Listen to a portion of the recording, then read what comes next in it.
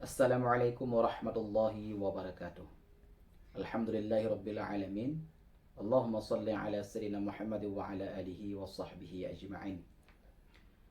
Subhanaka la ilma lana illa ma 'allamtana innaka antal alimul hakim. La haula wa la quwwata illa billahil aliyyil azim.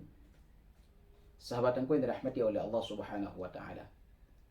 Di pertemuan yang telah lalu kita membahas tentang kawin silang antara manusia dengan anjing ataupun babi, namun hasil daripada keduanya berbentuk manusia.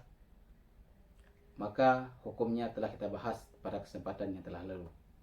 Sekarang bagaimana apabila kawin silang antara manusia dengan anjing ataupun babi, namun yang lahir bentuknya berupa anjing ataupun berupa babi? Bagaimana kaifiat hukumnya? Maka kita akan melanjutkan pembahasannya untuk membacakan sebuah karya, yaitu karya Imam Nawawi. Qala al-musannifu rahimahullahu ta'ala wa nafa'ana bi'ulumihi. Amma law kana ala suratil kalbi ma'al aqli wan natqi fahuwa najisun 'alal mu'tamad.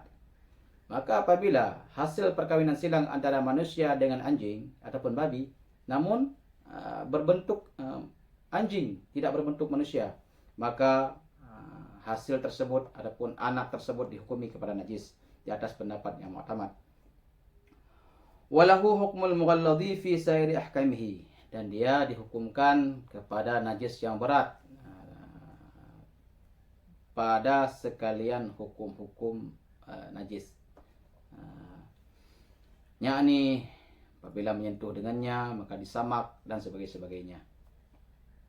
Wa kadza waladul waladi li'annahu far'un bil wasitah. Juga anak-anak yang lahir daripadanya nanti, maka juga dihukum kepada najis. Qala Ibnu Qasim, innahu la yukallifu hina izin wa in takallama wa mayyaza wa balagha iddata bulughil adamiyyi. Dan Ibnu Qasim berpendapat bahwa anak tersebut tidak berlaku hukum taklif kepadanya. Wa in takallama, meskipun dia itu bisa berbicara, wa mayyaza, dan mampu membedakan, dan wa balagha aidatul bulughil adami, bahkan dia mampu menyamai kedudukannya sebagaimana layaknya manusia, namun dia tidak bisa ditaklifkan menurut pendapat Ibnu Qasim ini. Wa kadza law kana ala suratil adami, dan juga sekira ada ia di atas surah bentuk anak Adam. Wa tawallada baina muwalladaini lianna as-surata la tufiduhu at-taharatu hina izin lidi'afiha fa najisun ittifaqan. Namun juga dihukumkan kepada najis apabila anak tersebut hasilnya daripada kawin silang antara dua hewan bernajis besar.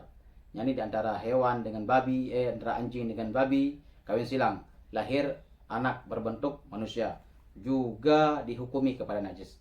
Karena kenapa? Karena rupa itu tidak bisa membawaki dia kepada taharah. Kenapa? Karena rupa itu dhaif hukumnya, berbeda dengan furu' ataupun asalnya. Maka oleh para ulama menghukumi anak tersebut walaupun berbentuk manusia dihukumi kepada najis. Qala al-Quluyubi, wa idza kana yantiqu wa yafhamu fal qiyasu at-taklifu lianna manatahu al-aqlu. Namun dalam hal ini oleh Imam Quluyubi berbeda pendapat. Apabila dia lahir itu bisa berbicara dan bisa memahami, maka beliau menghukumi dengan qiyas. Maka Imam Al-Quluyubi ini mengatakan dia itu boleh taklif. Karena kenapa? Karena tempat taklif itu akal, bukan bentuknya. Maka di sini oleh beliau berbeda pendapat dengan ulama-ulama yang lainnya. Wa amma maitatuhu fahiya najisatun nazran li aslaihi.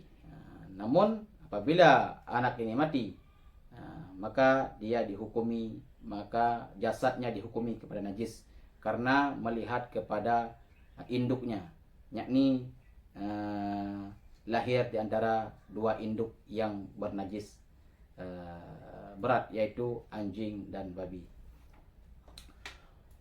Walau tawallada baina mughalladin wa hayawanin akharin ghairi adamiyyin fahuwa najisun ma'fu anhu. Dan sekira ada kawin silang antara najis berat, binatang yang bernajis berat dengan hewan yang lain yang tidak bernajis berat selain daripada manusia, maka juga dihukumi kepada najis. Namun anak ini dihukumi kepada najis yang ma'fu'an biittifaqin, dengan ittifaq para ulama. Wa ammal mutawalladu bainal adamiyaini fahuwa tahirun ittifaqan walau kana ala suratil kalbi.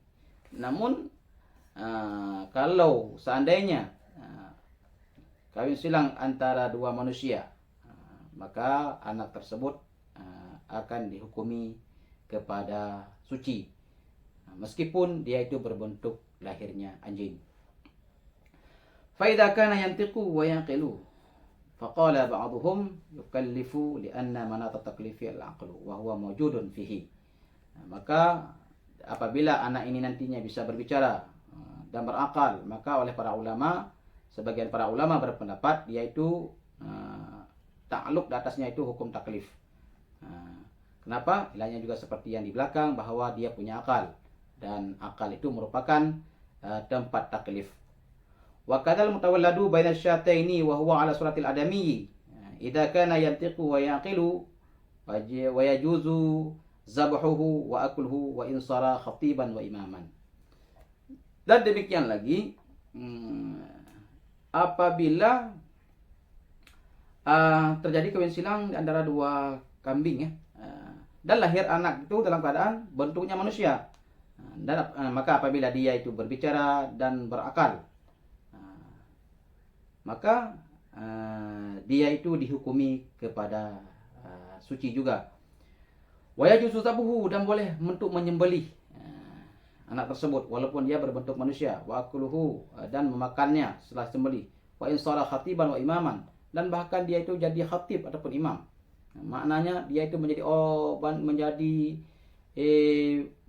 orang yang cerdas dan bahkan alim, namun ditinjau daripada furuknya dia itu berasal daripada hewan, hanya berbentuk saja manusia, maka hukumnya dihukumi suci, dan dia itu boleh dimakan dan boleh disati.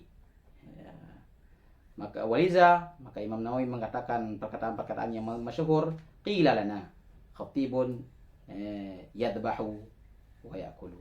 Ada khatib yang boleh dimakan dan boleh disembelih.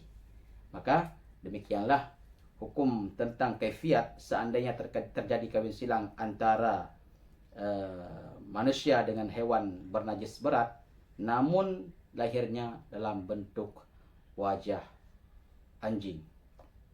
Hukumnya dihukumi najis.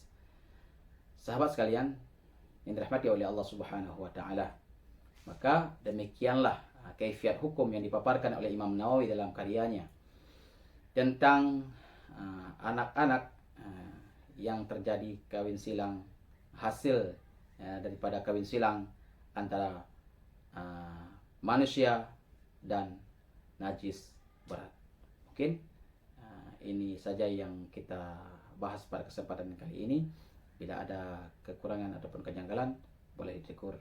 Wallahu a'lam bishawab wa ilaihil marji wal ma'ab.